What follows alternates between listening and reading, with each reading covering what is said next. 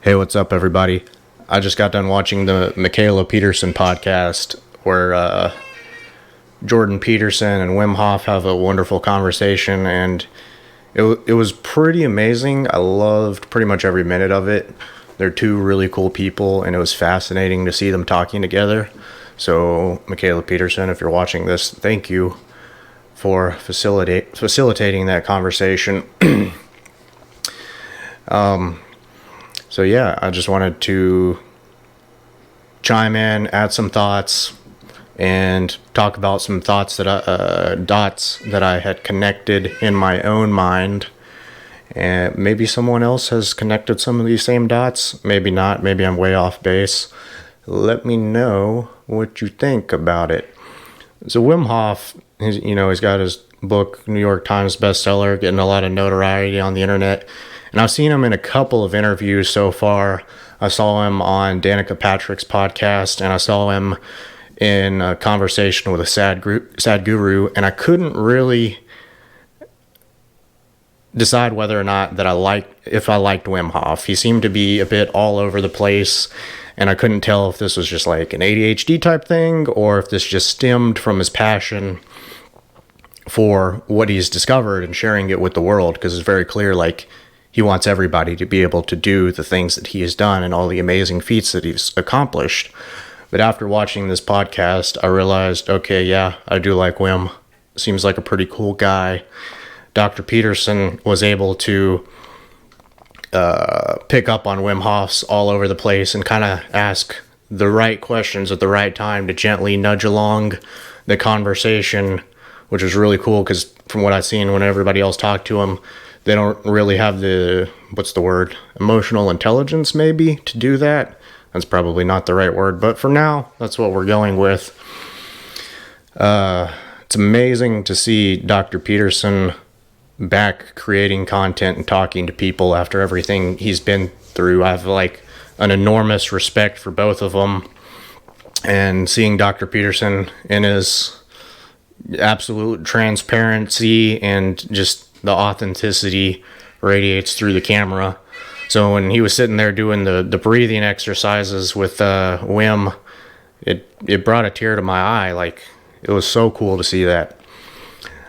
So, hearing Wim Hof speak about the discoveries that he made was very reminiscent to the old classic by Dr. Maxwell Maltz, Psycho-Cybernetics, which is one of my all-time favorites when it comes to like life perception altering books. Psycho-Cybernetics is definitely in the top of my list.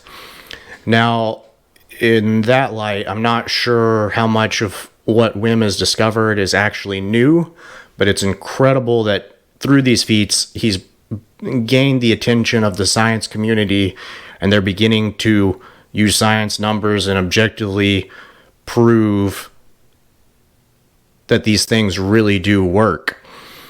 Now, it's kind of scriptural that there's nothing new under the sun, but even Wim Hof, he already knows this because he says, well, the ancestors already knew this. So he's aware that nothing new is under the sun, and Dr. Peterson is like, yeah, the ancestors, which is awesome. And that's one of the things that I say to myself all the time whenever I have a question about something is, all right, there's nothing new under the sun.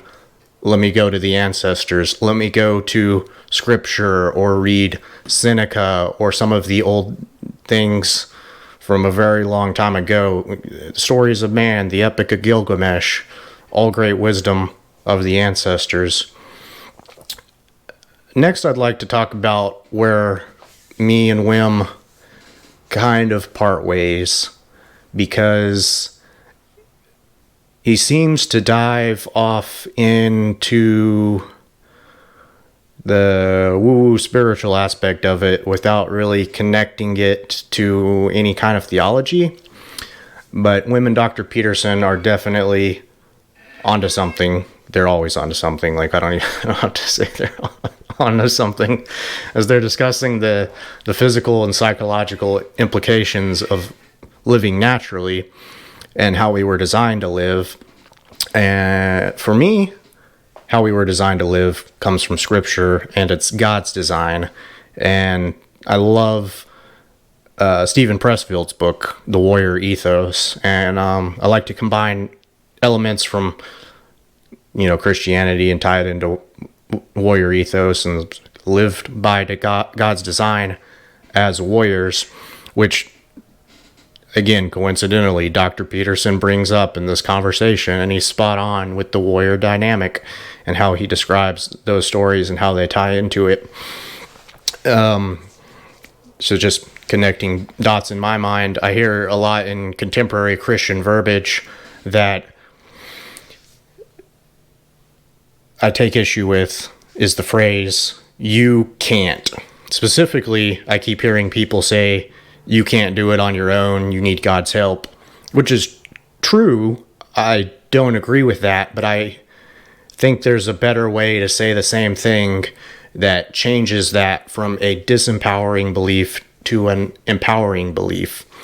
So I just like to reframe that a little bit for myself and say, I can do all things through God who strengthens me, which is the exact same heart, the exact same sentiment, but it changes it from disempowering to empowering, because the words "you can't" relate to the primitive part of your psychology that stores disempowering beliefs, and then bam, right off the bat, it's disempowering, and anything that follows that is kind of negated. So when you open a sentence with "you can't," I don't feel like the full message and the depth of what you're trying to say really gets across. So I prefer, the latter. I can do all things through God who strengthens me. And it says that in Scripture, it talks about how we were created in God's image. And, well, since we're created in God's image, that's a potential that's beyond our imagination.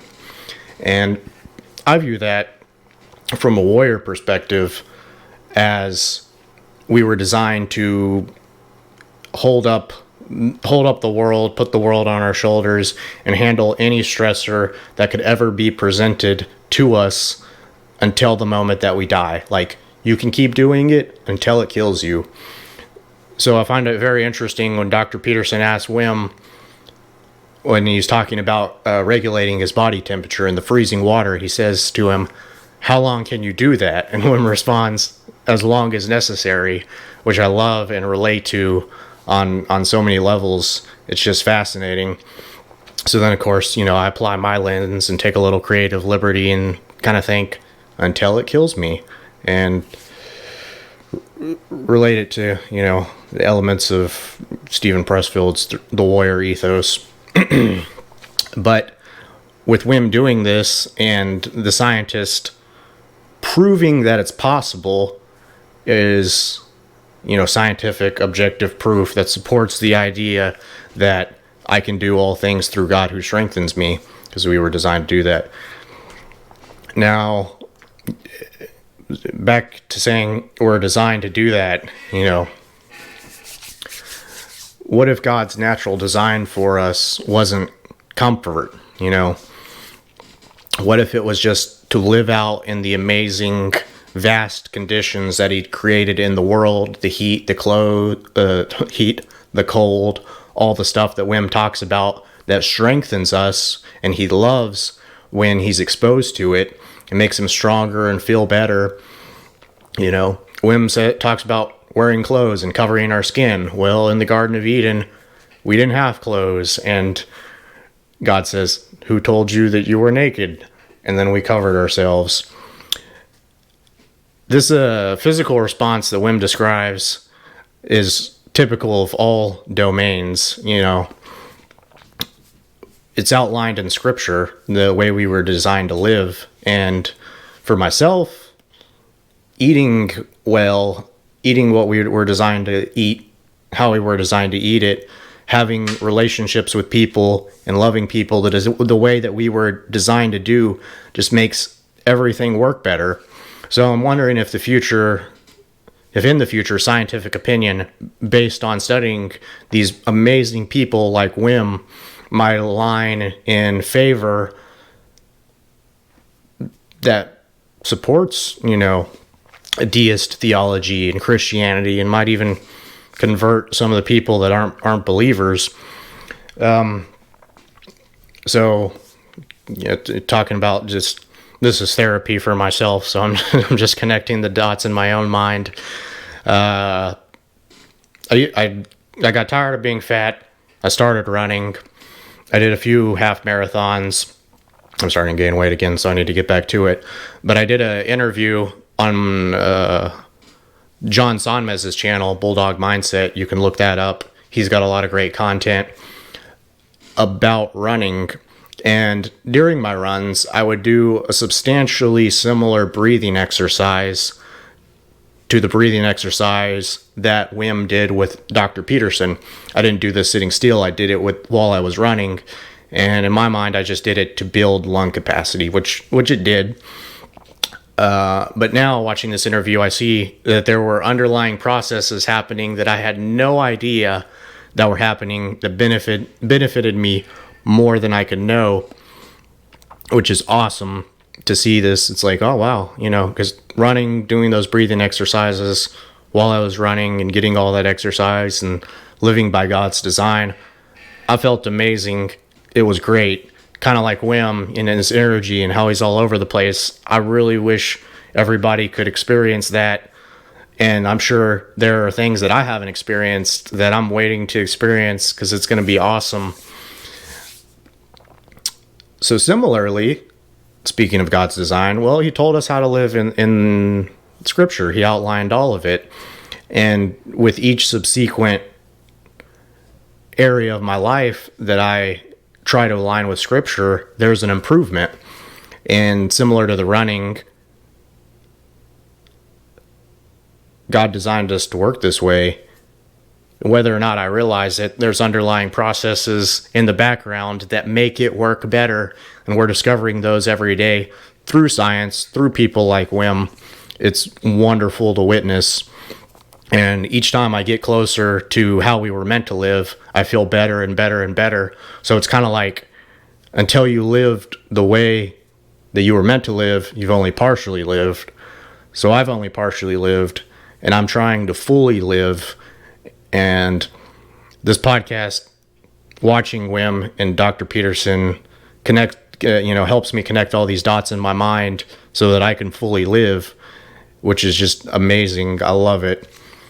So I decided to write about it to organize my thoughts. And then I was like, oh, well, I'll make a video about it, which is, I guess, in actuality, a response video, since this is a response to the podcast. I've never made a response video before. Because I think most people do it just to get views, but for me, it's kind of therapy. So sure, I'll label it as a response video and send it out there. So maybe this resonates with some people, maybe it doesn't. Maybe I'm missing something. If I'm missing dots or not connecting them, let me know and help me connect the dots so that I can fully live. Thanks for watching.